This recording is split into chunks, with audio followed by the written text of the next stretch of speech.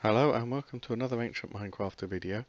I'm struggling a bit this week because I've got a horrible cold, so I hope I don't cough and sneeze and my voice is alright. I've come back to Stonehenge for a number of reasons. Firstly, I've been looking into some more research because that's always good fun. I'm wondering why there's fence posts down there, but I won't worry about that today. And I saw some lovely pictures where the ring of posts in the Aubrey Holes was actually taller than the ditch and bank system, and I thought that looked really nice. So before I started this video off, I just went round and made them all just that little bit taller, and I do think that looks really nice, which is good because I'm about to get rid of them all. Now I've got so excited about, I'm going to start now actually because there's a lot of them. I got so excited about doing the avenue and Darrington walls that I kind of forgot about Stonehenge, which is a bit weird. And when I actually looked up the timeline, this with all the totem, well, I'm going to say totem poles, but that's not 100% accurate. What actually is left is these series of holes around the edge. Nobody quite knows what they were used for. Some people think they were the blue stones that Stonehenge is famous for, that came from Wales, but obviously you can't date stone and you can't find a date when it was quarried or moved. So some people think they were wooden posts. Oh, that's just really annoying. Let's just have a bit less of that. Wish I could do that in real life someday. But this was about 3000 BC, so we're talking, you know, in the order of 5000 years ago. And actually I've made a mistake. I've got really carried away, and there's the avenue, and you can see I've got waypoints for the elbow and everything. And actually the avenue wasn't built at this time. So I've been so busy, as I say, building Darrington walls and the avenue that I kind of lost track a bit and forgot about poor old Stonehenge, which is sat here stuck at phase 1. So what's happening now is it's 3000 BC. For about 400 or 500 years, nobody's quite sure what happened.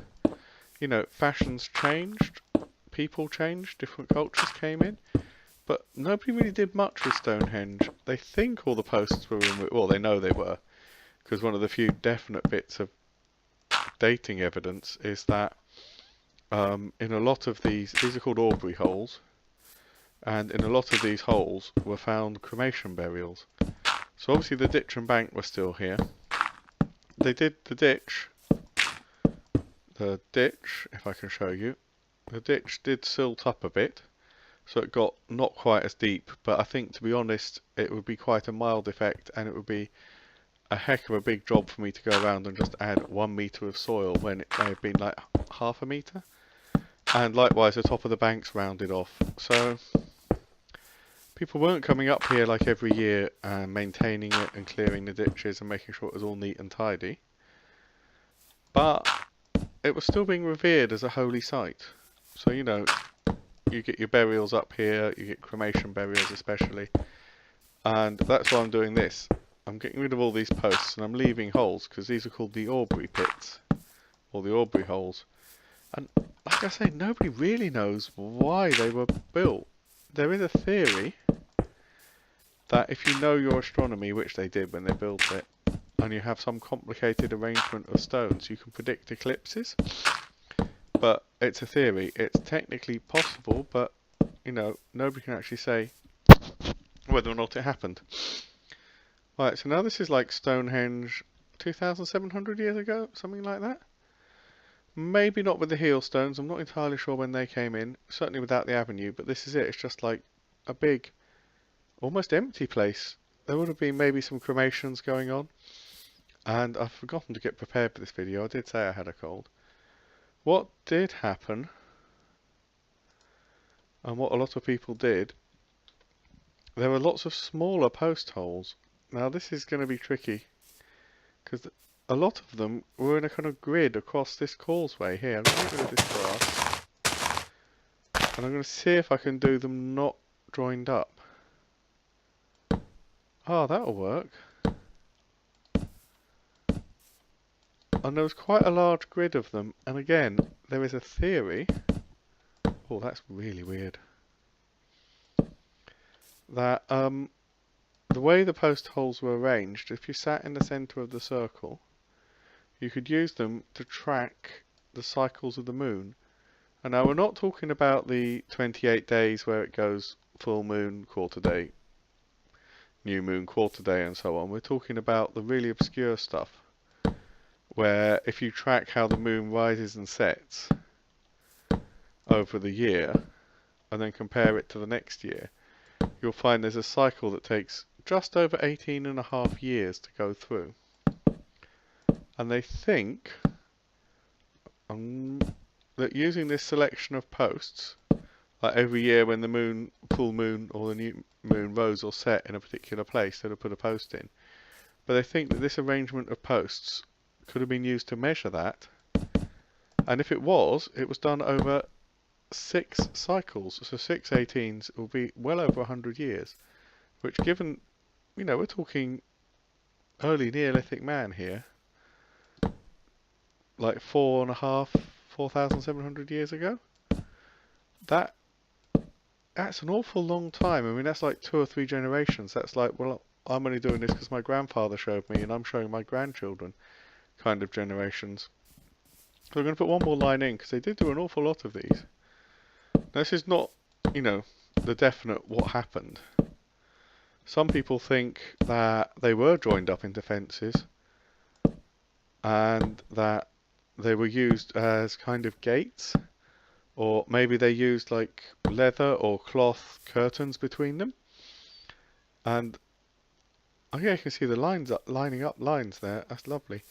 Yeah, they could have had gates. They could have, like I've done here, they could have been fences.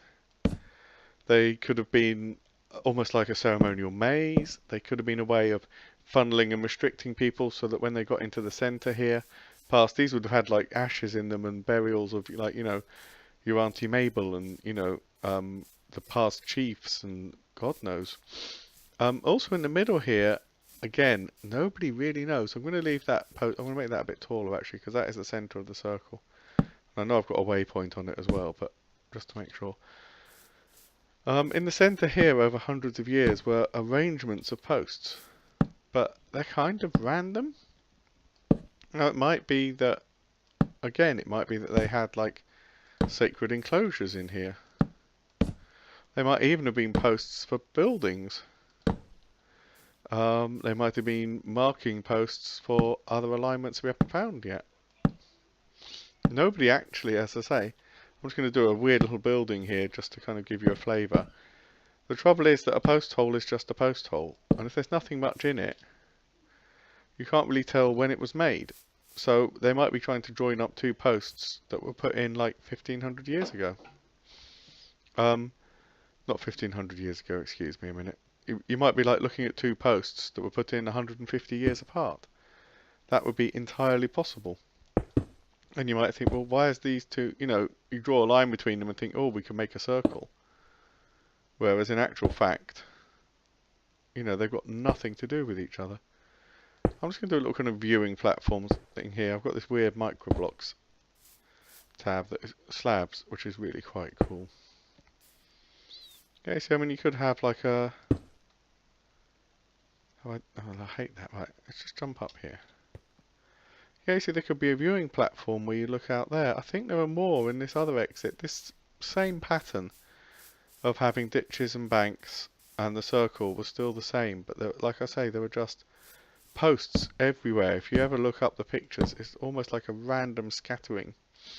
And as I say, unless they can ever find a way to say, well, these 5 were put in first, and then they fell out, and then the next ones were put in, or it might even have been something as simple as a simple house for somebody to live in, somewhere for somebody to sleep, so that if these were all astronomical markings, for example, then somebody would have probably slept up here, or at least had somewhere warm, to light a fire and everything. Although actually there's been no charcoal deposits found. But yeah, I mean, if you're up here and you're waiting for like the moon to rise or the moon to set, you'd want somewhere to sleep. Or if you've ever been up to Stonehenge, you'd want somewhere to get out of the wind, probably, if you're up there at like midnight on a December or something waiting for the moonrise. you might want somewhere just as like a little building like that, like a camp or a shelter. So as I say, this is a bit of a weird video. This is kind of speculation, much more than anything else at Stonehenge. What is known is that is that after this phase, the bluestones were definitely brought in and I'll do that, and then I'll do another video for that phase, beginning of phase 3, because that was about the time when the avenue started to be built and everything started to get moving in terms of what you recognise as Stonehenge today. Damn, I was going to say something. Yeah, so this is a bit of a kind of a weird in-betweeny phase. I don't think much was happening up here at the time. Durrington Walls was probably a small settlement if it was anything at all. Like I think, yeah, the reason why people think this big grid pattern here especially was an alignment for the moon is that after this phase they started definitely moving stones in. And when we look at the map, there were 4 stones that some of them are still there. They're put, well, not going to say on the corners, but they're put around the edge of the circle, kind of one about here.